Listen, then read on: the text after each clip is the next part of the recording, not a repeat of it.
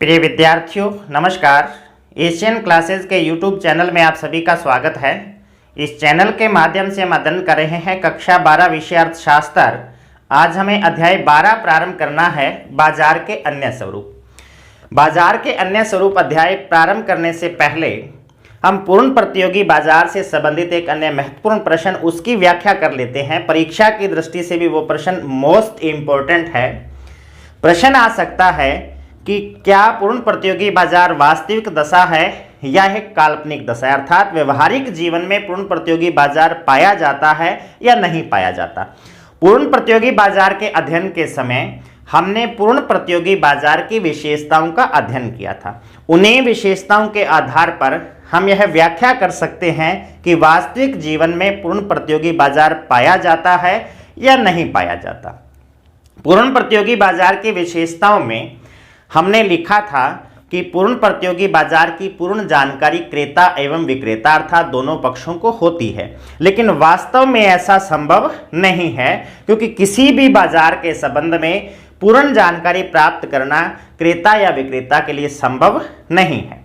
दूसरी बात हमने उसमें लिखी थी कि परिवहन लागतें अनुपस्थित होती हैं, लेकिन वास्तव में ऐसा नहीं होता, क्योंकि आपको यदि किसी भी वस्तु को एक जगह से दूसरी जगह तक यदि बहुत कम दूरी पर भी लेके जाना है, तब भी उसको एक जगह से दूसरी जगह तक ले जाने के लिए परिवहन लागतें वहन करनी पड़ती है। तीसरा हमने लिखा था उसमें विशेषता के अंदर कि जो उत्पादन के साधन हैं वो पूर्णतः गतिशील होते हैं, लेकिन वास्तव में ऐसा नहीं होता, क्योंकि उत्पादन के साधनों का विशिष्टीकरण पाया जाता है। जब किसी उत्पादन के साधन को किसी एक वस्तु के निर्माण में लगा दिया जाता है तो वो स्पेशल हो जाता है उसी वस्तु के लिए, या उस वस्तु के निर्माण में वो विशिष्ट हो जाता है, उसकी जो स्किल है उसका विशिष्टीकरण हो जाता है, इसलिए उसको एक जगह से दूसरी जगह पर स्थानांतरित नहीं किया जा सकता, संभव नहीं होता। इस कारण से जो पूर्ण प्रतियोगी बाजार है वो वास्तव में काल्पनिक दशा है। व्यवहारिक जीवन में पूर्ण प्रतियोगी बाजार उपस्थित नहीं हो सकता। तो चलते हैं हम नेक्स्ट लेसन, बाजार के अन्य स्वरूप। इसमें हम चर्चा करते हैं सबसे पहले एकाधिकार की। किसके आधार पर बांटा गया है इन बाजारों को? प्रतियोगिता के आधार पर। हमने पूर्ण प्रतियोगिता का अध्ययन कर लिया है। दूसरा हम करते हैं एकाधिकार का अध्ययन, जिसकी कुछ विशेषताओं का हमने जब अंतर किया था उस टेबल में अध्ययन कर लिया था कि बाजार की वह स्थिति जब कोई उत्पादक कोई ऐसी वस्तु का उत्पादन करता है जिसकी कोई निकटतम प्रतिस्थापक वस्तु उपलब्ध नहीं होती। यहाँ उत्पादक या विक्रेता बात एक ही है, क्योंकि जब वो वस्तु तैयार कर रहा है तो वो बेचने के लिए तैयार कर रहा है। तो ऐसी स्थिति जब कोई उत्पादक ऐसी वस्तु का उत्पादन करता है जिसकी कोई निकटतम प्रतिस्थापक वस्तु उपलब्ध नहीं होती, अर्थात किसी दूसरी वस्तु को उस वस्तु के विकल्प के रूप में काम में नहीं लिया जा सकता, उस वस्तु का वह अकेला उत्पादक एवं विक्रेता, उत्पादक एवं विक्रेता एक ही बात है, तो वो अकेला उत्पादक होता है, इसीलिए उसका क्या है? एकाधिकार है, क्योंकि वैसी वस्तु और दूसरी जगह बाजार में उपलब्ध ना ही तो वैसी वस्तु उपलब्ध है और ना ही उसकी प्रतिस्थापक अर्थात ऐसी कोई वस्तु भी उपलब्ध नहीं होती जो उस वस्तु की जगह पर काम में ली जा सके। इसी कारण से क्या होता है? इसका एकाधिकार होता है। तो ऐसे बाजार को भी हम क्या कहते हैं? एकाधिकार बाजार कहते हैं। चैम्बरलिन की परिभाषा परीक्षा की दृष्टि से मोस्ट इंपोर्टेंट है, क्योंकि कई बार परीक्षा में उस अर्थशास्त्री के नाम से प्रश्न आ जाता है कि चैम्बरलिन की एकाधिकार के संबंध में कौन सी परिभाषा है, तो फिर हमें वह परिभाषा लिखनी पड़ती है, इसलिए आप इसको भी याद कर लेना। एकाधिकार बाजार वह होता है जो सामान्यतः किसी वस्तु की पूर्ति पर पूर्ण नियंत्रण रखता है। पूर्ति पर पूर्ण नियंत्रण कब रख पाएगा? जब वो अकेला उस वस्तु की पूर्ति को करने वाला है। तो क्या करता है उत्पादक या विक्रेता? उस वस्तु की पूर्ति पर पूर्ण नियंत्रण रखता है, पूर्ति उस अकेले के द्वारा की जाती है और वह अधिकांश मामलों में पूर्ति का संचालन न करके मूल्य का संचालन करता है। मूल्य के संचालन से तात्पर्य क्या है? क्योंकि कीमत और पूर्ति मात्रा और कीमत और मांग मात्रा एक दूसरे से क्या है? जुड़े हुए हैं। तो क्या करता है पूर्ण एकाधिकार के अंदर? वो मूल्य का संचालन करता है, अर्थात एकाधिकारी मूल्य का निर्धारण करता है और उस मूल्य पर अपने आप जितनी पूर्ति हो रही होती है उसको वह बाजार में पूर्ति कर देता है। क्योंकि कीमत या मूल्य क्या है, स्वतंत्र घटक है, इसलिए वो मूल्य को निर्धारित कर देता है और उस पर जो आश्रित घटक है पूर्ति मात्रा, वो अपने आप क्या हो जाती है, समायोजित हो जाती है। वो दोनों चीजों में से किसको प्रेफरेंस देता है, मूल्य को प्रेफरेंस देता है, कीमत को प्रेफरेंस देता है। तो ये है परिभाषा किसकी, एकाधिकार की। चलते हैं हम एकाधिकार की विशेषताएं क्या है उनका अध्ययन करते हैं।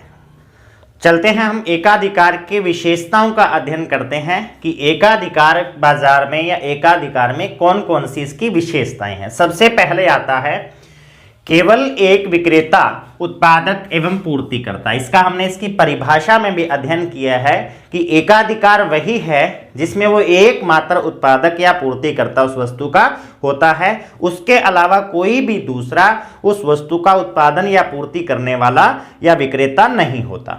दूसरा आता है निकटतम प्रतिस्थापक वस्तु नहीं, अर्थात बाजार में ना ही तो उस प्रकार की कोई दूसरी वस्तु मिलती है उसके सेम, और ना ही कोई ऐसी वस्तु होती है जिसको उस वस्तु की जगह पर काम में लिया जा सके, अर्थात प्रतिस्थापक वस्तु उपलब्ध नहीं होती। निकटतम प्रतिस्थापक उस वस्तु की कोई वस्तु बाजार में उपलब्ध नहीं होती, इसीलिए उस विक्रेता का क्या होता है, उस वस्तु के उत्पादन या पूर्ति में एकाधिकार होता है।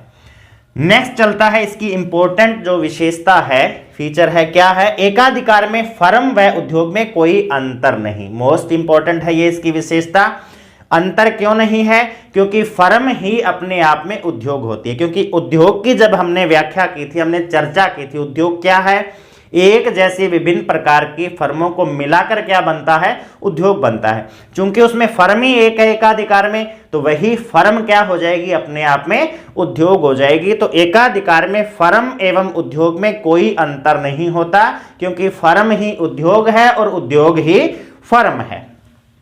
नेक्स्ट आता है वस्तु का मांग वक्र नीचे दाएं झुकाव वाला। दाएं झुकाव वाले से तात्पर्य क्या है, ऋणात्मक ढालू। तो मांग वक्र कैसा होता है, ऋणात्मक ढालू होता है, हमने पढ़ा है मांग के नियम में। अर्थात बिक्री बढ़ाने के लिए कीमत को कम करना पड़ता है, क्योंकि जब हमने मांग वक्र पढ़ा था इस प्रकार से इसकी स्ट्रक्चर कि जब कीमत होगी तो मांग मात्रा बढ़ती है। तो मांग मात्रा बढ़ने से तात्पर्य क्या है, मांग बढ़ रही है तो बिक्री भी क्या हो रही है, बढ़ रही है। तो एकाधिकार में भी क्या करना पड़ता है, एकाधिकारी को यदि अपनी वस्तु की बिक्री को बढ़ाना है तो कीमत को क्या करना पड़ता है, कम करना पड़ता है।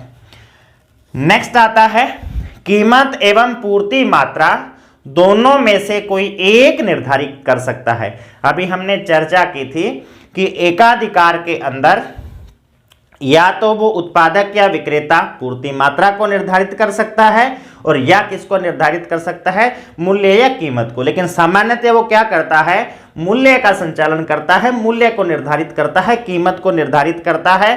तो जब वो कीमत को निर्धारित करता है तो क्या होता है, उत्पादन का स्तर उपभोक्ताओं की मांग द्वारा निर्धारित होता है। उस कीमत पर उपभोक्ताओं के द्वारा कितनी मांग की जा रही है उसी की पूर्ति उसके द्वारा की जाएगी। क्योंकि साम्य की दशा में कल हमने अध्ययन किया था, क्या होता है साम्य, जहां मांग एवं पूर्ति एक दूसरे के क्या होते हैं, बराबर होते हैं। चूंकि मांग का संबंध है किससे, उपभोक्ताओं से है, और उपभोक्ताओं के द्वारा की जाने वाली मांग किस पर निर्भर करती है, कीमत पर निर्भर करती है। तो यदि वो कीमत को निर्धारित करता है तो उसका जो उत्पादन का स्तर है या उसके द्वारा जो वस्तु की जाने वाली पूर्ति है वो किससे निर्धारित होगी, उपभोक्ताओं के द्वारा की जाने वाली मांग से निर्धारित होगी।